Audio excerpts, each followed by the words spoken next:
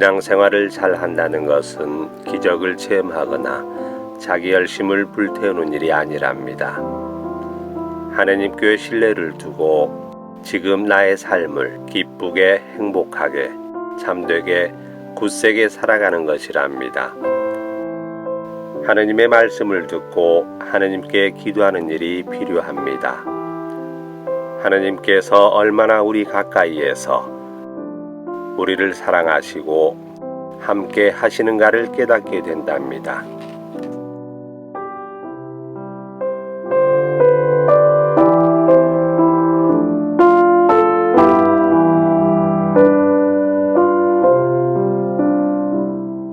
기도합시다. 선하시고 자비로우신 하느님, 은총을 베푸시어 저희가 하느님을 합당히 섬기고 영원한 행복을 바라보며 거침없이 달려가게 하소서. 성과 성령과 함께 천주로서 영원히 살아계시며 다스리시는 성자 우리 주 예수 그리스도를 통하여 기나이다. 아멘. 말씀 전례가 시작됩니다. 지혜서의 말씀입니다. 주님, 온 세상도 당신 앞에서는 천층의 조그마한 추 같고 이른 아침 땅에 떨어지는 이슬방울 같습니다. 그러나 당신께서는 모든 것을 하실 수 있기에 모든 사람에게 자비하시고 사람들이 회개하도록 그들의 죄를 보아 넘겨주십니다. 당신께서는 존재하는 모든 것을 사랑하시며 당신께서 만드신 것을 하나도 혐오하지 않으십니다. 당신께서 지어내신 것을 싫어하실 리가 없기 때문입니다. 당신께서 원하지 않으셨다면 무엇이 존속할 수 있었으며 당신께서 부르지 않으셨다면 무엇이 그대로 유지될 수 있었겠습니까? 생명을 사랑하시는 주님, 모든 것이 당신의 것이기에 당신께서는 모두 소중히 여기십니다. 당신 불멸의 영이 만물 안에 들어있기 때문입니다.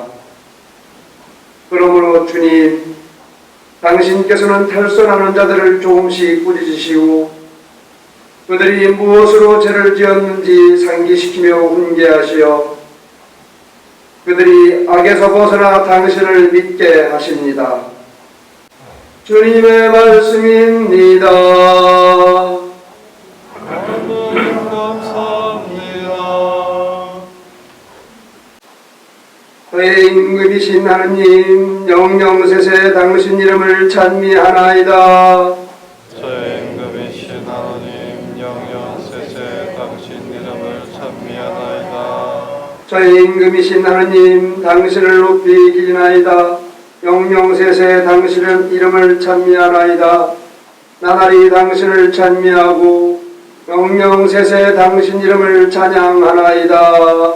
저의 임금이신 하나님, 영영세세 당신 이름을 찬미하나이다.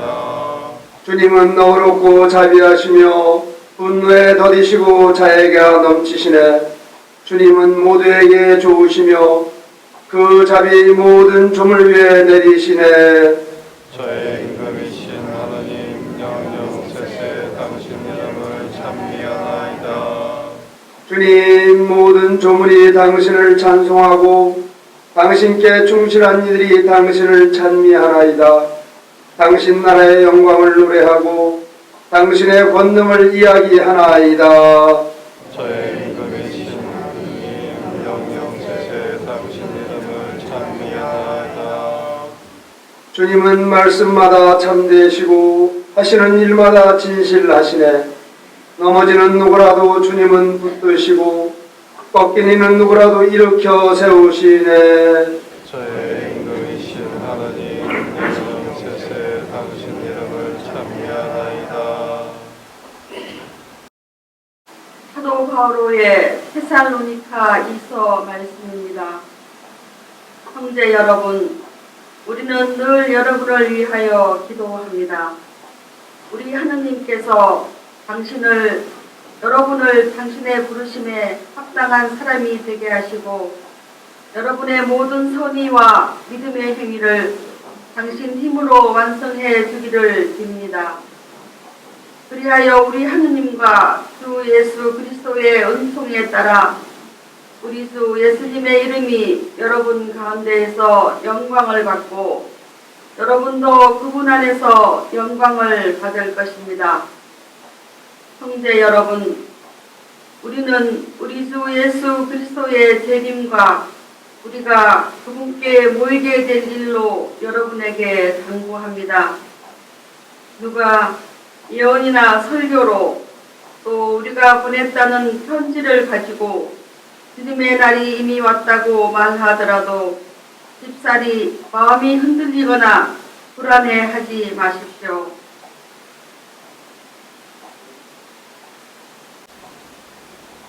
주님의 말씀입니다.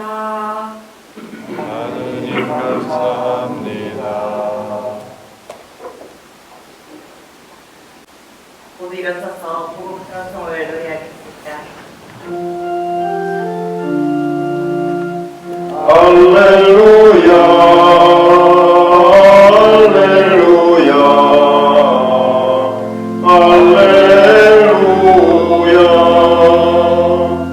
하느님은 세상을 너무나 사랑하신 나머지 외아들을 내주시며 그를 믿는 사람은 누구나 영원한 생명을 얻게 하셨네. 할렐루야 할렐루야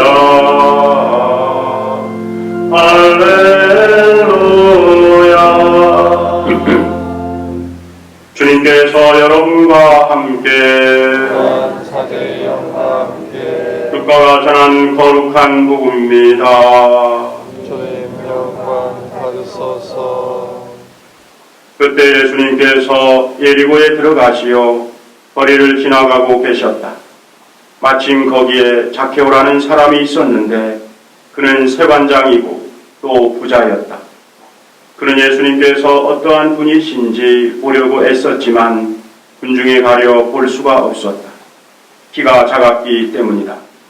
그래서 앞질러 달려가 돌무화과 나무로 올라갔다. 그곳을 지나시는 예수님을 보려는 것이었다. 예수님께서 거기에 이르러 위를 쳐다보시며 그에게 이르셨다. zakhe오야, 얼른 내려오너라. 오늘은 내가 내 집에 머물러야 하겠다. zakhe오는 얼른 내려와 예수님을 기쁘게 맞아들였다. 그것을 보고 사람들은 모두 저희가 죄인의 집에 들어가 묵는군 하고 떨거렸다. 그러나 zakhe오는 일어서서 주님께 말하였다. 보십시오, 주님, 제 재산의 반을 가난한 이들에게 주겠습니다. 그리고 제가 다른 사람 것을 횡령하였다면 내 곡절로 갚겠습니다. 그러나 예수님께서 그에게 이르셨다. 오늘 이 집에 구원이 내렸다. 이 사람도 아브라함의 자손이기 때문이다. 사람의 아들은 잃은 이들을 찾아 구원하려고 왔다. 주님의 말씀입니다. 그리스도님 찬미합니다.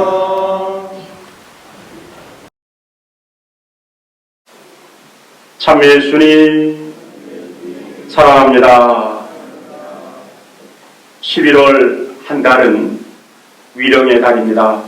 여러분들이 잘 알다시피 돌아가신 분들을 위해서 특별히 기억하고 기도하는 날입니다.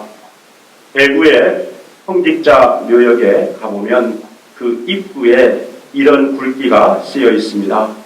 호디의 미히, 크라스티비, 오늘은 나에게, 내일은 너에게. 이 말은 죽음에는 순서가 없다는 말입니다. 늘 매일 일상을 살아가면서 하느님 앞에 선다는 마음으로 깨어 준비하는 삶을 살아가라 는 뜻입니다. 도대체 깨어 준비하는 삶의 의미가 무엇인지를 잠시 성찰해 보고 싶습니다. 예수님께서 갈릴레아를 떠나 예리고로 갑니다. 예리고는 이스라엘의 정치 상업의 중심지입니다. 그래서 다른 지역보다는 세금이 많이 거치는 소위 말하면 노른자 땅입니다. 그래서 세리들이 너나 할 것 없이 탐내는 지역이기도 합니다. 여기서 세관장은 로마 제국의 하수인으로서 그 세리들을 관리합니다. 그런 과정에서 이렇게 저렇게 부정축제를 일삼습니다.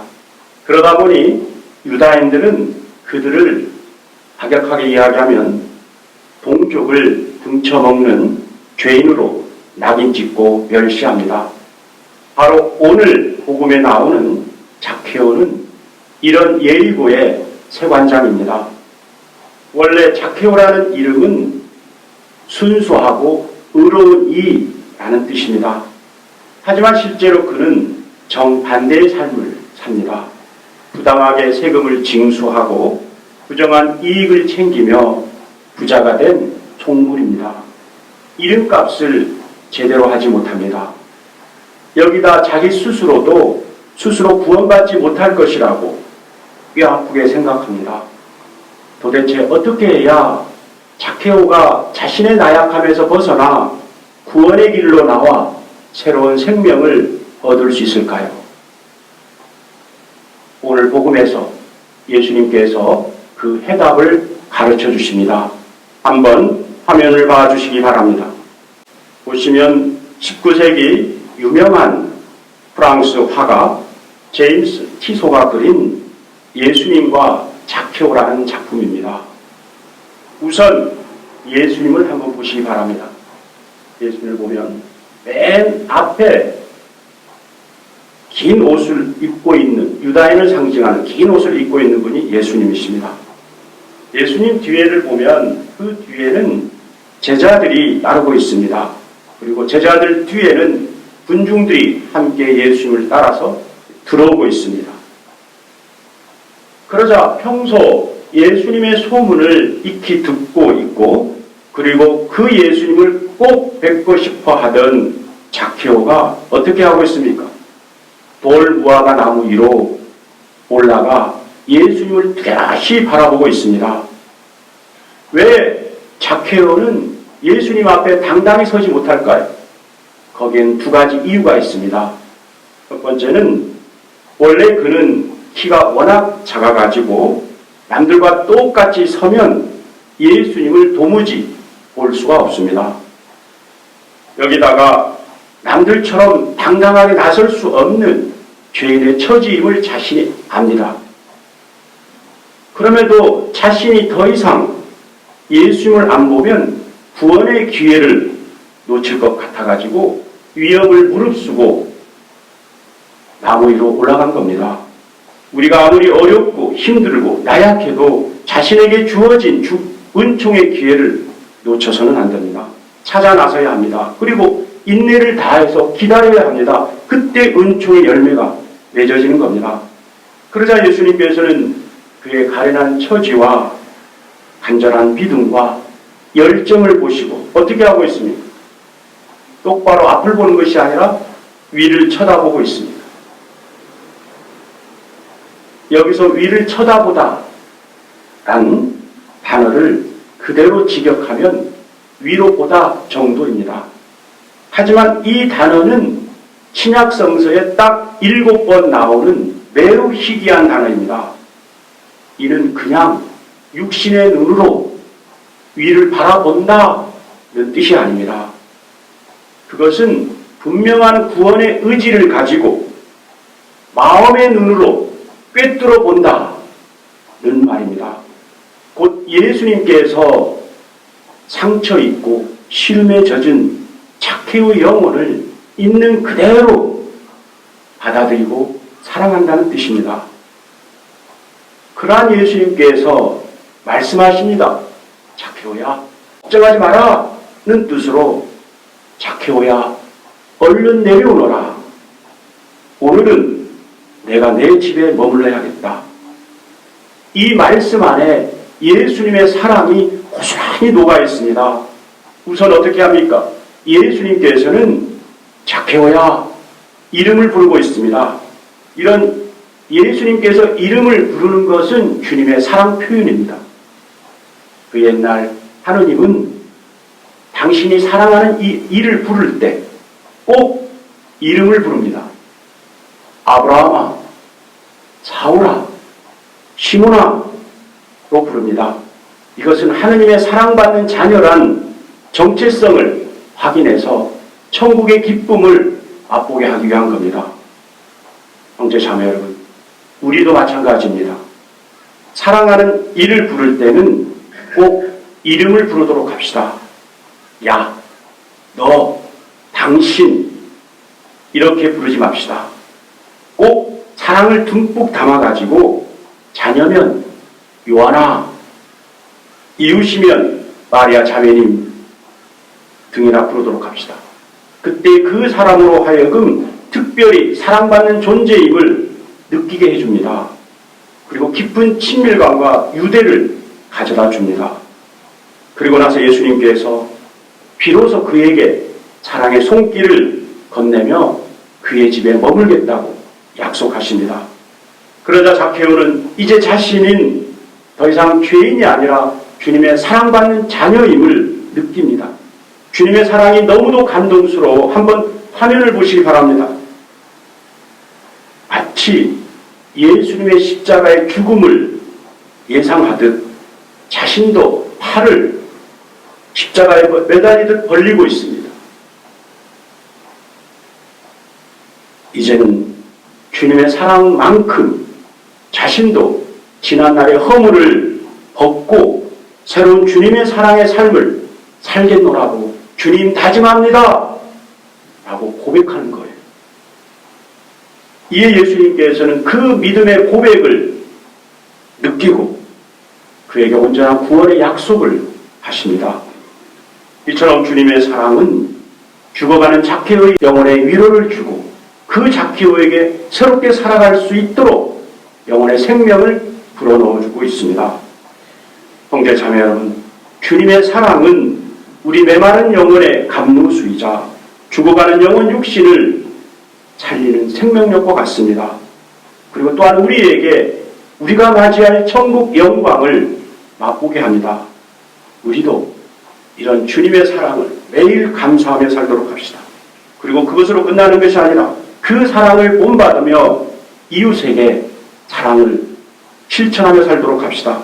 그래야 자신뿐 아니라 주변의 다른 사람도 영혼 육신을 살리는 위대한 사랑의 힘을 체험하도록 합시다. 그 사랑의 힘이 얼마나 위대한지 잠시 동영상을 보도록 하겠습니다. 이 동영상은 한 그 미숙아가 엄마의 사랑으로 인해서 다시 이렇게 소생되는 그러한 그 동영상입니다. 이 동영상을 통해서 그 사랑의 힘, 사랑의 위대함을 다시 한번 이렇게 느껴볼 수 있도록 이렇게 하겠습니다. 수년 동안 아이를 가지려고 노력한 케이트와 데이빗. 2010년, 케이트는 기적처럼 쌍둥이를 임신했다. 하지만 그녀는 임신한 지 6개월 만에 분만실로 실려갔고 쌍둥이를 미숙아 상태로 출산했다. 두 아이 중 둘째, 에밀리는 건강했지만 문제는 먼저 태어난 제이미의 상태였다. 출산 후 몇 분이 지나도록 호흡을 거의 하지 못했기 때문이다. 의사들은 20분이 넘도록 아기의 심장 박동수를 높이려 노력했지만 아무 소용이 없었고 결국 부부는 아기가 사망했다는 통보를 받았다.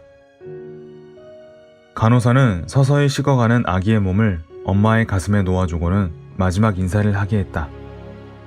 케이트는 울먹이며 방 안의 모든 사람에게 잠시만 나가달라고 부탁했다. 그리고 차가운 아기의 몸을 따뜻하게 감쌌다. 그녀는 남편에게도 셔츠를 벗고 침대로 올라오라고 말했고 부부는 침대에 누워서 아기를 자신들의 품에 꼭 껴안았다. 놀라운 순간은 그 다음부터였다. 그 상태로 5분이 지나자 갑자기 아기의 몸이 움직이기 시작했던 것이다. 부부는 급히 의사를 불렀다. 하지만 안타깝게도 의사는 아기의 움직임은 자연 반사적인 것이며 그가 살아날 가능성은 없다고 말했다. 결국 저희는 아기를 체념했지만 그저 최대한 마지막 순간을 의미 있게 보내고 싶었습니다. 만나고 싶었고 만지고 싶었고 부모가 누구인지 알려주고 싶었어요. 또 얼마나 사랑하는지도요. 작별 인사를 하기 아쉬웠던 부부는 계속 아기를 껴안은 채 그의 이름을 설명해주며 자신들이 그를 임신하기 위해 얼마나 애썼는지 알려주었고 부모의 품 안에서 편안히 떠날 수 있도록 더욱 꼭 껴안아 주었다. 그렇게 한두 시간이 지날 즈음 두 번째 기적이 일어났다. 제이미가 눈을 뜬 것이었다. 저희는 아기가 세상을 떠나기 전 그 두 눈을 바라볼 수 있다는 것이 그저 축복이라고만 생각했지요. 그런데 시간이 지나도 아기의 눈은 계속 떠져 있었고 서서히 작은 손을 뻗어 데이빗의 손가락을 잡기 시작했다. 두 부모는 너무 놀라 입을 다물 수 없었다. 생명이 다시 태어나는 기적 같은 순간이었기 때문이다. 어떻게 이런 일이 가능했을까? 호주 사람들이 캥거루 케어라고 부르는 것이 있다. 캥거루는 새끼가 태어나면 자신의 주머니에 새끼를 넣어 계속 피부를 맞닿게 하는데 연구에 따르면 사람 또한 마찬가지로 피부 접촉이 신생아의 심장 박동을 조절하고 스트레스를 낮출 수 있다고 한다. 즉, 케이트와 데이빗의 포옹이 아기의 체온을 소생시키고 호흡을 더 강하게 만들었던 것이다. 케이트는 본능적으로 해야 할 일을 알았습니다. 그녀가 아니었다면 제이미는 이 세상에 태어나지 못했을 겁니다. 심각한 산소 부족을 겪은 제이미는 살아난다고 해도 뇌성마비가 우려되는 상황이었지만 정말 다행스럽게도 아무 문제 없이 건강하게 자랄 수 있었고 지금은 5살이 되었다. 가족은 최근에서야 그들이 겪은 이야기를 세상에 알리기로 했고 이 놀라운 사건은 세계 뉴스에 보도되었다. 데이빗은 현재 페이스북 페이지를 통해 조산아를 지원하는 미라클 베이비 재단에 후원금을 모으고 있다. 의료진도 포기한 생명을 살린 엄마의 사랑, 그리고 사람과 사람 사이의 따뜻한 포옹은 그 어떤 치료법보다 강력할 수 있다는 것을 이 이야기는 보여주고 있다.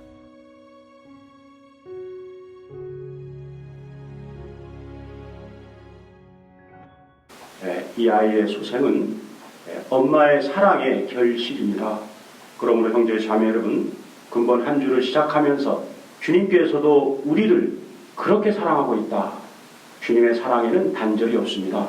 우리도 주님의 사랑을 느끼면서 사랑하면서 그때 어렵고 힘들어도 포기하지 말도록 합시다. 그랬을 때 주님께서 반드시 은총의 결실을 맺어주실 것입니다. 잠시 복음 말씀을 묵상합시다.